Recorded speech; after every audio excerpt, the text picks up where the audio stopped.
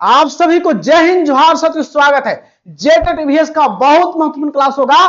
Class में सब याद करवा देंगे, आपको रटने की कोई जरूरत नहीं है। और आप चाहते हैं कि ईवीएस में आपका 30 में 30 सही हो और जेटेट परीक्षा में आप पास ही नहीं, आप 120 प्लस लाना चाहते हैं तो चैनल को लाइक और सब्सक्राइब कर लीजिएगा। क्लास के अंतिम तक रहिएगा। इसका ऐतिहासिक क्लास आप नहीं देखा होंगे और क्लास में सब याद करवा देंगे। और चाहते हैं कि जेटेट का पल्प का न्यूज और तैयारी का न्यूज आपको पहले पहुंचे, चैनल को लाइक और सब्सक्राइब कर लीजिएगा। अब विरासत से तय नहीं होंगे सियासत के फैसले, अब उड़ान तय करेगा आसमान किसका होगा, आपका होगा। तो जो चार है उससे वक्त दे रहे हैं, समय दे रहे हैं, वक्त वसीला कर दीजिए जो चीज चाहते हैं। साथियों, रख हौसला और मंजर भी आएगा, प्यासे के पास चल समुंदर भी आएगा, थक कर ना बैठे मंजिल के मुसाफिर, मंजिल भी मिलेगी और मिलने का मजा भी आएगा। बस आप क्लास को अटेंड कर लीजिएगा, हर ट्रिक मेथड से आपके दिमाग में डाल देंगे। चलिए, पहला सवाल आपके बीच में है जो आपके लिए बेहतरीन सवाल होगा और क्लास में ही सबसे याद करवा देंगे। पहला चीज आपके सबसे बड़ा समस्या आपका रहता है कि याद नहीं होता है। सवाल पहला आपके बीच में, निम्न में से कौन सा घटक अजैविक घटक नहीं है? अजैविक घटक, जैविक घटक दो चीज होते हैं। क्या क्या होता है प्यारे साथियों? जैविक घटक होता है, जैविक जिसको बोलते हैं बायोटिक, बायोटिक एक होता है अजैविक, एक अजैविक होता है जिसको बोलते हैं अबायोटिक। अबायोटिक होता है प्यारे साथियों, जो ध्यान दीजिएगा, जो आपके एग्जाम में छपेगा ऐसे सवाल। जैविक माने होता है, जैविक माने सजीव, जिसमें जान हो, सजीव हो। जैसे क्या क्या आता है उसमें, जैसे आपको पेड़ पौधे, हरे पेड़ पौधे, हरे पेड़ पौधे जो होते हैं जो वनस्पति के रूप में आते हैं, वनस्पति हो गए, जीव जंतु हो गए, जीव जंतु हो गए प्यारे साथियों। उसके साथ ही आपके अपघटक हो गए। अपघटक में कौन कौन आते हैं? जैसे कवक हो गया, जीवाणु हो गया, या कीड़े मकोड़े जितने भी हो गए वो सभी आते हैं अपघटक में। तो प्यारे साथियों, ये सभी जैविक घटक में हो गए। और अजैविक घटक में क्या क्या आता है? तो अजैविक घटक में जो निर्जीव है, निर्जीव जिसमें जान नहीं है, जैसे सूर्य का प्रकाश, प्रकाश हो गया, जल हो गया, वायु हो गया, अग्नि हो गया, ये सभी क्या है? जलवायु, तापमान हो गया, ये सभी अजैव कारक हैं, निर्जीव कारक हैं। यह आपको जैविक घटक में भी दे सकता है, उत्पादक या उपभोक्ता और अपघटक, तो ये भी सजीव ही होते हैं। उत्पादक हरे पेड़ पौधे होते हैं, उपभोक्ता में जो अलग अलग प्रकार के होते हैं, मानव है, जो प्राथमिक और द्वितीयक दोनों में आता है, और जो भी शेर आता है तृतीयक में। तो आप चीज समझिएगा कि जैविक घटक में सजीव आएगा, जिससे हरे पेड़ पौधे जीव जंतु जो भी जान है। तो आप समझिए कि अजैविक घटक इसमें से कौन नहीं है? तो प्यारे साथियों, अजैविक घटक नहीं है, तो ये आपको अजैविक है। हवा निर्जीव है, ये भी निर्जीव है। मृदा भी, मृदा भी क्या है? निर्जीव है, अजैव है। जल भी क्या है? तो ये तीनों क्या है? अजैव। आपसे पूछा कि अजैव नहीं है, तो अजैव कौन नहीं है? तो अपघटक क्या है? ये सजीव नहीं, जेकरा में अपघटक जीवाणु ये इंतजार करता है कि तुम सब मरो, ये सबको बोलता है कि तुम लोग मरो, हम तुमको खाने के लिए तैयार हैं। ये सबको मनाता कखनी मरे कि हमारा भोजन तैयार हो जा।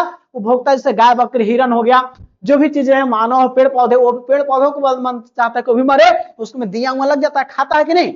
वही समझिए, अपघटक में जीवाणु, कवक, कीड़े मकोड़े आते हैं। तो आपको अपघटक क्या है? अजैविक नहीं है, जैविक था। और ऑप्शन अपघटक में क्या हो गया? अपघटक आपका अजैव हो गया, टिक कर देंगे और आपका सही। चलिए अगले सवाल की ओर बढ़ते हैं। सवाल अगला प्यारे साथियों आपके बीच में, ध्यान दीजिएगा। आप जीतने के लिए भी नहीं, याद रखिएगा, आपको जीतना है। आपकी जीत का इंतजार आपके घर वाले कर रहे हैं, आपके परिवार वाले कर रहे हैं, तो आपका जीतना आपको बहुत जरूरी है। नहीं जीतिएगा तो आपका विरोधी, आपसे जलने वाले आपके हार का इंतजार कर रहे हैं। लेकिन याद रखिएगा, आप मेहनत कीजिए ईमानदारी से। आपको मेहनत से, जो ईमानदारी से मेहनत करते हैं उनका भगवान भी साथ देते हैं। ईमानदारी से मेहनत कीजिए, दिल से मेहनत कीजिए, आपकी जीत पक्की है। और उनका मस्तक भी झुकेगा, जो आपके विरोधी हैं, उनका विरोधी और जलने वालों को उनका मस्तक भी झुकेगा, उनका अहंकार भी टूटेगा। तो बस शांत होकर अपनी मंजिल को बढ़ता चला जा। आज तू जमाने के आगे झुका है, कल तेरे आगे पूरा आसमान झुकेगा। बस अपनी सफलता ही आपकी शोर मचाइए, मेहनत करते रहिए। सवाल पहला, दूसरा है, विश्व में पर्यावरण का पहला सम्मेलन कब हुआ था? बोल रहा है कि विश्व में पर्यावरण का पहला सम्मेलन कब हुआ? तो विश्व का पहला पर्यावरण सम्मेलन जो विकल्प में कब हुआ था? याद रखिएगा, विश्व में 1972 में 5 जून 1972 को विश्व स्तर पर पर्यावरण का पहला सम्मेलन, विश्व में पर्यावरण का पहला सम्मेलन ये हुआ था आपका 5 जून 1972 को। याद रखिएगा, 5 जून 1972 को हुआ कहां था? स्टॉकहोम में। स्टॉकहोम में हुआ था, जो स्टॉकहोम आपका स्वीडन देश में है। स्टॉकहोम कहां है? स्वीडन में। और ईवीएस का पसंदीदा सवाल है, पसंदीदा है प्यारे साथियों। तो 5 जून 1972 को विश्व में पर्यावरण का पहला सम्मेलन, स्टॉकहोम सम्मेलन में, स्टॉकहोम सम्मेलन भी इसको बोलते हैं, और ये स्वीडन देश में पड़ता है आपका स्टॉकहोम। तो यहीं पे हुआ कि पर्यावरण को संरक्षण करना है, पर्यावरण को संरक्षित करना है, पहली बार हुआ। और इसीलिए 5 जून को हर साल हम लोग विश्व पर्यावरण दिवस मनाते हैं। विश्व पर्यावरण दिवस क्यों मनाते हैं? क्योंकि इसी दिन पहला पर्यावरण सम्मेलन हुआ था। बिल्कुल याद रखिएगा, जो दिमाग में छपना चाहिए आपको। और इसी सम्मेलन में हमारी इंदिरा गांधी उसमें प्रधानमंत्री भाग ली थी, इंदिरा गांधी इसमें भाग ली थी और इसी में इससे प्रभावित हुई और 1972 में गई थी और 73 में लौटी। तो यहां पे 1972 में एक चीज की, दो चीज की 1973 में की। 1972 में क्या की? वन्य जीव संरक्षण अधिनियम 1972 में ही वन्य जीव संरक्षण अधिनियम लाई, वन्य जीव संरक्षण अधिनियम। और 1973 में टाइगर प्रोजेक्ट, बाघ परियोजना, टाइगर प्रोजेक्ट माने बाघ परियोजना कब शुरू की? 1973 में। 72 में गई तो तुरंत 72 में आने के बाद वन्य जीव संरक्षण अधिनियम, wild life sanctuary act like की और 1973 में बाघ परियोजना लागू की भारत में। तो प्यारे साथियों याद रखिएगा, तो आपका सवाल विश्व कप में पहला पर्यावरण सम्मेलन तो 1972 आपका याद रख लीजिएगा। 1973 में बाघ परियोजना शुरू हुआ था और बाघ दिवस पूछेगा तो 29 जुलाई। और टाइगर स्टेट मध्य प्रदेश। 1986 में क्या हुआ था? 1986 में पर्यावरण संरक्षण अधिनियम, पर्यावरण संरक्षण अधिनियम पूछेगा, पर्यावरण संरक्षण अधिनियम पूछेगा तो 1986। और वन्य जीव संरक्षण अधिनियम पूछेगा तो 72। वन्य जीव कब आता है? 72। और जल प्रदूषण निवारक अधिनियम कब आया? तो जल प्रदूषण निवारक अधिनियम 1974। तो आपको सभी का आंसर हो गया। तो आपको पर्यावरण का पहला सम्मेलन 1972 में और स्टॉकहोम सम्मेलन स्वीडन में हुआ था, जो आपके दिमाग में खोपड़ी में घुस गया होगा और घुसा भी देंगे, आप याद रखिएगा। और आपके एग्जाम में छपेगा भी, बिल्कुल छपेगा। अगले सवाल की ओर बढ़ते हैं। यहां पे सवाल तीसरा नंबर है, क्या कहता है ध्यान दीजिएगा। बोल रहा है कि विश्व का एकमात्र तैरता हुआ नेशनल पार्क कौन है? विश्व के एकमात्र तैरता हुआ नेशनल पार्क, इसका नाम है Kabul Lamjao national park. Keibul Lamjao national park, जो आपको मणिपुर में है। कहां पे है?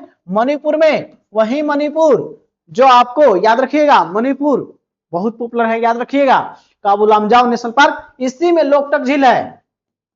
लोकटक झील किसके अंदर है? लोकटक झील इसी के अंतर्गत है, याद रखिएगा। और लोकटक झील वहीं पे है। और उत्तर पूर्वी भारत का सबसे मीठे पानी की भी झील, उत्तर पूर्वी भारत का सबसे मीठे पानी की झील कौन है? यही है आपका लोकटक झील, काबुल लामजाओ नेशनल पार्क में ही है, याद रखिएगा। और दिमाग में छाप लेना है। तो आपको विश्व के एकमात्र तैरता हुआ national park Keibul Lamjao national, option B tick कर देंगे। और काजीरंगा नेशनल पार्क ये है असम में और एक सिंग वाले गैंडे के लिए फेमस है। एक सिंग वाले गैंडे के लिए कौन फेमस है? यही फेमस है। असम में ही और कौन नेशनल पार्क है? असम में ही मानस नेशनल पार्क, असम में ही डिब्रू साहिब नेशनल पार्क। प्यारे साथियों भूलना आपको नहीं है, छपेगा। तो काजीरंगा नेशनल पार्क असम में, याद रखिएगा। और आपका आंसर तो काबुल लामजाओ हो गया, जो तैरता हुआ नेशनल पार्क है। और बेतला नेशनल पार्क जो आपको झारखंड में कहां है? बेतला नेशनल पार्क कहां है? तो आपको बेतला झारखंड के लातेहार जिले में है। पलामू को टिक मत कीजिएगा, याद रखिएगा। झारखंड का एकमात्र नेशनल पार्क कौन है? बेतला, जहां पर 1932 में सर्वप्रथम बाघों की गणना हुई थी। और इसको नेशनल पार्क का दर्जा कब मिला है? 1986 में, और लातेहार जिला में स्थित है। अब माधव राष्ट्रीय उद्यान, तो माधव राष्ट्रीय उद्यान जो आपको मध्य प्रदेश में, कहां पे है? मध्य प्रदेश में। और मध्य प्रदेश को बोलते हैं टाइगर स्टेट। टाइगर स्टेट किसको बोलते हैं? मध्य प्रदेश को, याद रखिएगा। और छप जाएगा आपके एग्जाम में, छपने वाला ही प्रश्न पढ़ा रहे हैं आपको। माधव राष्ट्रीय उद्यान, पंचमढ़ी राष्ट्रीय उद्यान, ये सभी कहां है? यहीं पे है, याद रखेंगे। तो आपको हो गया इसका आंसर, काबुलाम जाओ, टिक कर देंगे। तीसरा हो गया, अगले सवाल की ओर। सवाल आपके बीच में है, सवाल आपके बीच में जो आपके लिए सवाल है, समझने वाले सवाल है। बोला कि निम्न में से किस अवधारणा का संबंध सतत विकास, सस्टेनेबल डेवलपमेंट से है? सतत विकास से, जिसमें पर्यावरण को ध्यान में रखकर विकास किया जाता है, जहां पर्यावरण को क्षति ना हो, तो वो आपका उसी बोलते हैं सतत विकास। तो इसमें बोला कौन है? नीतिवाद। तो नीतिवाद जो होता है जिसमें प्रकृति सर्वे सर्वा होता है, प्रकृति सर्वे सर्वा होता है इस, और मानव यहाँ गौण भूमिका होता है। मानव जो भी क्रियाकलाप होगा वो प्रकृति के अनुसार निर्धारित होंगे। प्रकृति यहाँ पे सर्वे सर्वा है, प्रकृति के अनुसार ही सब चीजें निर्धारित होती है। यहाँ पे याद रखिएगा मानव का। और संभववादी में क्या होता है, यहाँ पे मानव सर्वे सर्वा होता है और इसी के अनुसार प्रकृति को निर्धारित होता है। यहाँ प्रकृति की गौण भूमिका है, यहाँ भूमिका गौण है, यहाँ पे मानव की गौण भूमिका है। यहाँ संभववादी में क्या है, मानव सर्वे सर्वा है, यानी मानव के आधार पर सभी सारी गतिविधियां प्रकृति की निर्धारित होती हैं। अब अगला जो है नीतिवादी, नव नीतिवाद का कहता है जिसमें प्रकृति और मानव दोनों की भूमिका संतुलित है। संतुलित है यानी कि दोनों को मिलाकर चलना है, संतुलित है, बैलेंस करके है। तो यही कहता है सतत विकास की ओर। सतत विकास जहां पे पर्यावरण को ध्यान में रहकर विकास करना ही आपका, जिसको बोलते हैं एसडीजी, सस्टेनेबल डेवलपमेंट गोल। प्यारे साथियों, तो यही है आपका नव नीतिवाद में प्रकृति और मानव दोनों की भूमिका समान होती है, बैलेंस होती है, जहां पे यही को बोलते हैं नव नीतिवाद। इसी को सतत विकास सपोर्ट करता है। तो आपको ऑप्शन कौन सी कर देंगे, ऑप्शन सी, नव नीतिवाद सतत विकास, यही को सपोर्ट करता है, जहां पे प्रकृति और मानव दोनों की भूमिका समान होती है। अब नीतिवाद जहां पर प्रकृति सर्वे सर्वा, मानव के जितने भी गतिविधि होते हैं प्रकृति निर्धारित करेगा, तो सर्वे सर्वा प्रकृति। नीतिवाद संभववाद में मानव सर्वे सर्वा, मानव के आधार पर ही प्रकृति के सभी गतिविधि निर्धारित होते हैं। आपको बी हो जाएगा इसका मानव सर्वे सर्वा। और सी जो आपको पूछा है जिसमें दोनों बैलेंस होते हैं, तो आपको सी टिक कर दीजिए और आपका सही हो जाएगा और यही आपका आंसर हो जाएगा। अब आपके एग्जाम में छपेगा, हम पढ़ाएंगे वही छपेगा। तो आपको चौथा का सी। अगले बढ़ते हैं, बस आपको जो पता नहीं है उसको लिखते चलिएगा। सवाल आपका अगला साथियों है जो आपके बीच में है, जो आपको समझना है। बोला कि इकोलॉजी शब्द, इकोलॉजी पारिस्थितिकी शब्द का सर्वप्रथम प्रयोग किसने किया था? तो पारिस्थितिकी शब्द का सर्वप्रथम प्रयोग कौन किया था? तो पारिस्थितिकी बोल दे, पारिस्थितिकी जिसको इकोलॉजी बोलते हैं। इकोलॉजी शब्द को प्रयोग जो प्रथम किया था वो क्या था? अर्नस्ट हेकल, अर्नस्ट हेकल किया था, याद रखिएगा, अर्नस्ट हेकल किया था। हेकल अर्नस्ट हेकल किसका प्रयोग किया था? पारिस्थितिकी शब्द का। अब अगला पूछा जाएगा पारितंत्र शब्द का। पारितंत्र माने इकोसिस्टम, ये छोटा सा चीज है। इकोसिस्टम जिससे एक तालाब में भी पारितंत्र हो सकता है, जिसमें जीव और जीव, सजीव निर्जीव एक आपस में अंतःक्रिया करके रहते हैं। तो पारितंत्र शब्द को बोलेगा तो टेंसले, एजी टेंसले किसको?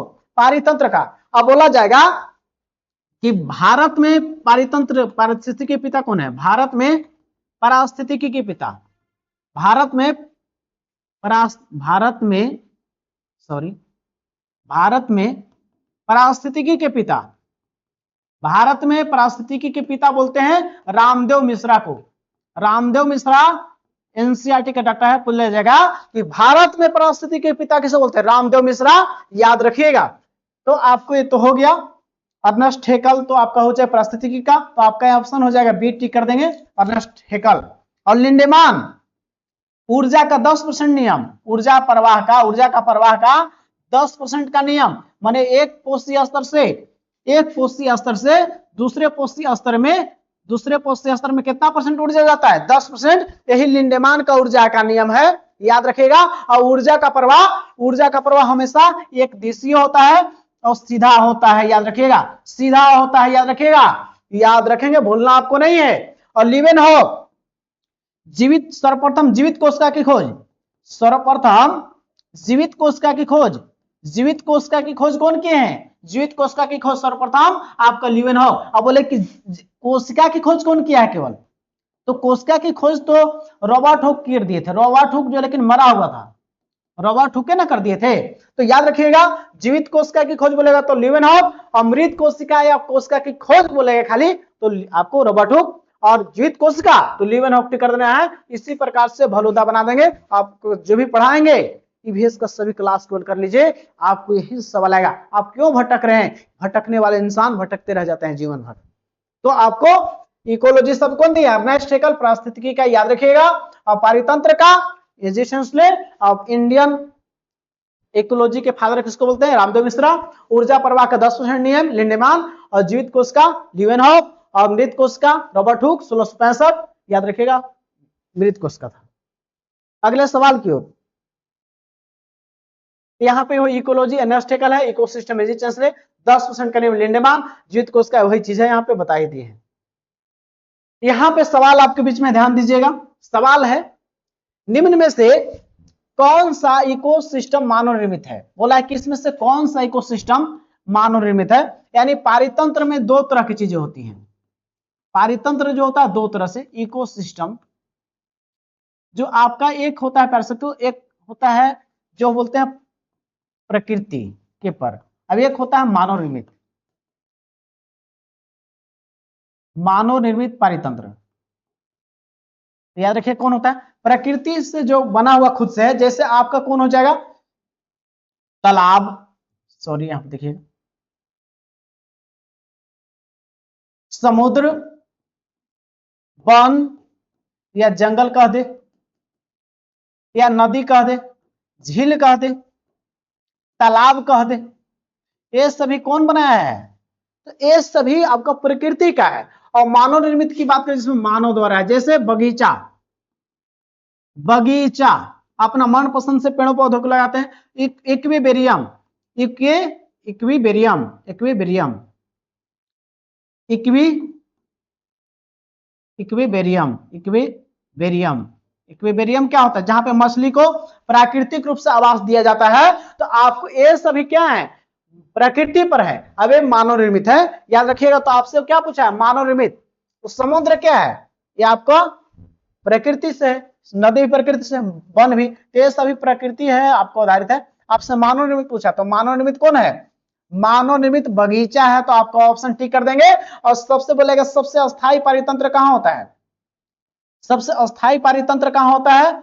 अस्थायी पारितंत्र आपका समुद्र में होता है। याद रखिएगा, याद रखिएगा, समुद्र मिले या महासागर मिले। तो आप समझ रहे हो कौन प्रकृति है कौन मानव निर्मित है। तो आपको ऑप्शन सी टिक कर देंगे। और अगले सवाल की ओर बढ़ जाते हैं। ओम नमः स्वाहा हो गया।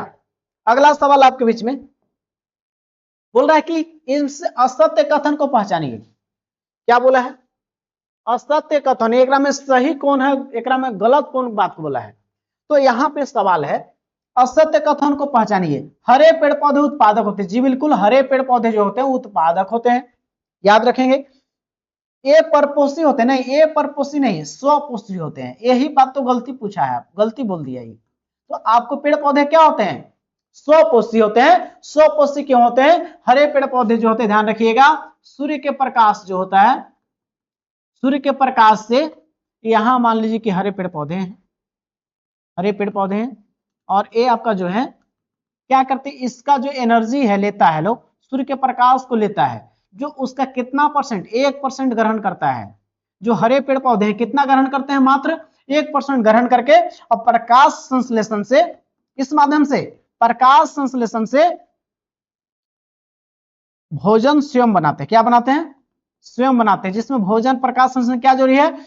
सूर्य का प्रकाश, जल, CO2 और क्लोरोफिल के माध्यम से भोजन स्वयं बनाते हैं, इसलिए इनको बोलते हैं स्वपोषी। क्या बोलते हैं? स्वपोषी बोला जाता है। याद रखिएगा, याद रखिएगा। अब याद रखिएगा, इसको स्वपोषी हो गया। और देखिए यहां पे बात करें, यहां पे एक आपका सबसे नीचे होते हैं हरे पेड़ पौधे, हरे पेड़ पौधे,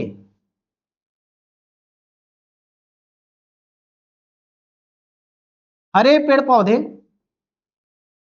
हरे पेड़ पौधे, ये होते हैं उत्पादक कहलाते हैं, क्योंकि भोजन बनाते हैं इन लोग। अब इसके बाद जो इसको खाता है, जैसे इसको बकरी खा गया, तो बकरी खा गया तो ये आएगा उपभोक्ता में, उपभोक्ता। और ये आपको ये हरे पेड़ पौधे खुद भोजन बनाते हैं, इसलिए स्वपोषी। और बकरी क्या हो जाएगा, परपोषी। परपोषी माने हरे पेड़ पौधे के अलावा जो भी है परपोषी कहलाते हैं। और आपको याद रखिएगा, उत्पादक कह दे या प्राथमिक उत्पादक कह दे, उत्पादक कहे या प्राथमिक उत्पादक कहे तो हरे पेड़ पौधे। और जो हरे पेड़ पौधों को खा गया, बकरी होता है प्राथमिक उपभोक्ता, प्राथमिक उपभोक्ता हो गया। अब बकरी को खा गया कौन, बकरी को खा गया मानव, मानव हो गया द्वितीय उपभोक्ता में। द्वितीय उपभोक्ता जो कैसा होता है, आपको याद रखिएगा, मांसाहारी होता है। और तृतीयक में कौन हो गया, शेर, ये होता है शीर्ष मांसाहारी, शीर्ष मांसाहारी होता है। और बकरी जो प्राथमिक उपभोक्ता होता है, खासकर ये शाकाहारी होते हैं। प्राथमिक उपभोक्ता क्या होते हैं, शाकाहारी, और दूसरा मांसाहारी, और तीसरा में शीर्ष मांसाहारी जीव आते हैं। और बाकी पहला ही जो होता है स्वपोषी, बाकी ये सब परपोषी होते हैं। लेकिन जो हरे पेड़ पौधों को खाते हो आपका शाकाहारी में आते हैं। प्राथमिक उपभोक्ता जो होते हैं आपका शाकाहारी होते हैं। यहाँ दो सवाल छपता है, प्राथमिक उत्पादक और प्राथमिक उपभोक्ता अंतर है। प्राथमिक उत्पादक है या उत्पादक है तो हरे पेड़ पौधे, स्वपोषी जो खुद से खाना बनाते हैं, ध्यान रखिएगा। और यहाँ पे यही तो गलत हो गया, तो आंसर आपका कौन हो जाएगा, यही हो जाएगा। और ये वातावरण से CO2 और O2 प्रदान कर, CO2 लेते हैं, बिल्कुल सही है, CO2 लेते हैं और O2 प्रकाश संश्लेषण के बाद क्या छोड़ते हैं, छोड़ते हैं O2 छोड़ते हैं लोग, ये सही हो गया। और आपका शैवाल और कवक सहजीवन बोलते हैं, सही बात है। कवक और शैवाल जो होता है, कवक और शैवाल ये दोनों सहजीवन निभाते हैं, सहजीवन, सहजीवन निभाते हैं। कवक शैवाल के बीच की कड़ी को ही क्या बोलते हैं, लाइकेन बोलते हैं। क्या बोलते हैं, लाइकेन। लाइकेन प्रदूषण का संकेतक होता है, प्रदूषण का संकेत, जहां प्रदूषण रहेगा वहां पे लाइकेन नहीं उगता है। सहजीवन क्यों बोलते हैं, क्योंकि कवक और शैवाल दोनों को एक दूसरे के लाभ पहुंचाते हैं, इसलिए सहजीवन बोलते हैं, याद रखिएगा। तो ये भी सही है, शैवाल का अध्ययन फाइकोलॉजी और कवक का अध्ययन माइकोलॉजी। और कवक और शैवाल के सहजीवन लाइकेन होता है, और लाइकेन प्रदूषण नियंत्रक, प्रदूषण का संकेतक होता है। जहां प्रदूषण रहेगा वहां उगेगा ही नहीं, उगेगा नहीं। तो प्यारे साथियों हो गया, गलत कौन दिया था, गलत था स्वपोषी होते हैं तो परपोषी दिए, गलत था। तो आपको समझ में आ गया होगा। और आगे बढ़ते हैं, सवाल आपके बीच में है, बोल रहा है कि निम्न में से कौन मृतोपजीवी होते हैं, मृतोपजीवी कौन होते हैं। तो मेरे देखिए, सबसे पहला चीज उत्पादक होते हैं, उत्पादक के बाद उपभोक्ता होते हैं। उपभोक्ता, उपभोक्ता आपका तीन प्रकार से होते हैं, प्राथमिक उपभोक्ता, द्वितीयक उपभोक्ता और तृतीयक उपभोक्ता। और जब इन सब मर जाएगा तो इन लोग के खाने के लिए अपघटक है, अपघटक। अपघटक जो है ये सबको, अपघटक क्या होता है, जब ये उत्पादक हरे पेड़ पौधे होते हैं, हरे पेड़ पौधे। और प्राथमिक में आपका कौन होता है, बकरी ले लीजिए, और द्वितीयक में मानव ले लीजिए, और तृतीयक में शेर ले लीजिए। ये अपघटक में आते हैं कवक, जीवाणु यानी कि कीड़े मकोड़े जितने भी होते हैं। तो ये क्या करता है अपघटक, अपघटक जितना भी हरे पेड़ पौधे सब इंतजार करता है कि कखनी मरेगा कि हमको भोजन मिलेगा। तो अपघटक जो होता है वो मरे मरे सड़े गले पदार्थों को खाता है, इसलिए इसको बोलते हैं मृतोपजीवी। मृतोपजीवी क्यों बोलते हैं, क्योंकि मरे सड़े गले पदार्थों को खाता है, इसलिए इसको मृतोपजीवी बोलते हैं। आप घटक को दिमाग में छाप लीजिएगा और इंतजार करता कि कखनी हरे पेड़ पौधे मरेगा, उसमें दिया लग जाता है, कीड़ा मकोड़ा लग जाता है। ट्रेन के सामने कोई जीव मरता है, देखते हैं तुरंत ओकरा में कीड़ा मकोड़ा लग जाता है खाने पे, क्यों, मरा हुआ चीज को कौन खाएगा, वही कीड़ा मकोड़ा जीवाणु कवक के रूप में आ जाते हैं अपघटक, डिकम्पोजर। तो मृतोपजीवी कौन होते हैं, मृतोपजीवी उत्पादक होते हैं। ये तो खुद से खाना बनाते तो होगा नहीं, आपको भोक्ता भी नहीं होगा, अपघटक हो जाएंगे मृतोपजीवी। मृतोपजीवी, मृतोपजीवी कौन होते हैं, अपघटक। दिमाग में छाप लेना है और एग्जाम में छपेगा भी, और इसी छपेगा जो बता रहे हैं। प्यारे साथियों, आप जीतने के लिए बने हैं, जीतिएगा आप, इंतजार कीजिए। बस आने वाला समय 2 महीना आपका होने वाला है, आपका ही होगा, वो किसी और का नहीं होने वाला है, याद रखिएगा। यहां पे सवाल है ऊर्जा का पिरामिड, कैसा सदा होता है, उल्टा होता है, सीधा होता है, ये उल्टा सीधा दोनों होता है। देखिए ऊर्जा का पिरामिड सदा और सीधा होता है। जैसे उत्पादक होते हैं, उत्पादक हरे पेड़ पौधे होते हैं, हरे पेड़ पौधे। अब हरे पेड़ पौधे से जो भोजन जाएगा ये जाएगा उपभोक्ता में, उपभोक्ता, और उपभोक्ता से भोजन कहां जाएगा, अपघटक में। ठीक है। अब एकरा में जो होता है ध्यान रखिएगा,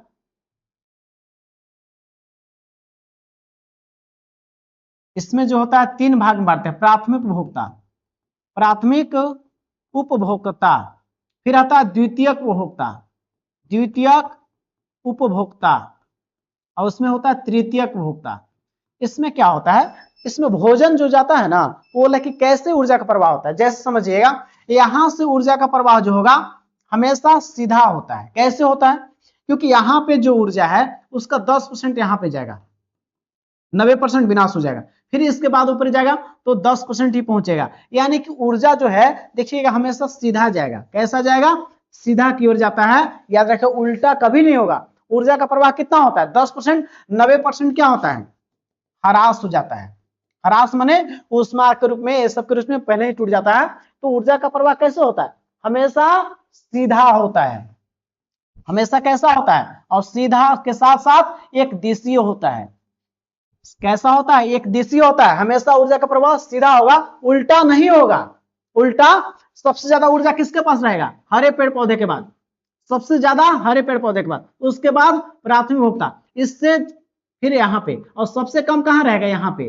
तो सबसे ज्यादा कहाँ, हरे पेड़ पौधे, और सबसे ऊपरे सबसे कम। तो यही बोलते हैं कि आपका ऊर्जा का प्रवाह एक दिशीय होता है और एक सीधा होता है। तो पहले साथियों ऊर्जा का पिरामिड कैसा होता है, सीधा होता है और एक दिशा। तो ऑप्शन बी की ओर टिक कर देंगे। ऊर्जा का 10% का नियम कौन दिया है, लिंडेमान दिया है। चलिए अगले सवाल की ओर, तालाब में जैव भार का पिरामिड कैसा होता है, उल्टा होता है जैव भार का पिरामिड, बिल्कुल सही है। और संख्या का पिरामिड सीधा होता है। जी सही बात है कि नहीं देख लेते हैं एक बार। तो देख लेते हैं तालाब में, तालाब की ओर चलते हैं, समझते हैं। संख्या सबसे पहले एक कर लेते हैं। यहां पे देखिएगा, यहां पे बड़ी मछली ले लेते हैं, बड़ी मछली, छोटी मछली और शैवाल। अब देखिएगा तालाब में बना रहे हैं। अब देखिए दोनों तालाब में सभी की संख्या एक कर दी है। संख्या कितना होनी चाहिए, एक, संख्या एक। ये बताइएगा एक बड़ी मछली का भार किस ज्यादा रहेगा कि छोटी मछली का, एक बड़ी मछली का भार ज्यादा रहेगा, उसके बाद एक छोटी मछली का भार उससे कम रहेगा। छोटी मछली, एक बड़ी मछली और छोटी मछली, तो बड़ी मछली का भार ज्यादा रहेगा, इसका कम रहेगा। और शैवाल के कई शैवाल मिलकर आपका एक छोटी मछली के बराबर होंगे। तो आपको यहाँ पे कैसा पिरामिड बन रहा है, उल्टा बन रहा है। ऊपरे देखिए ज्यादा चौड़ा है और नीचे कम। तो जैव भार का पिरामिड जो है, जैव भार का पिरामिड क्या होगा, यहाँ पे उल्टा हो जाएगा।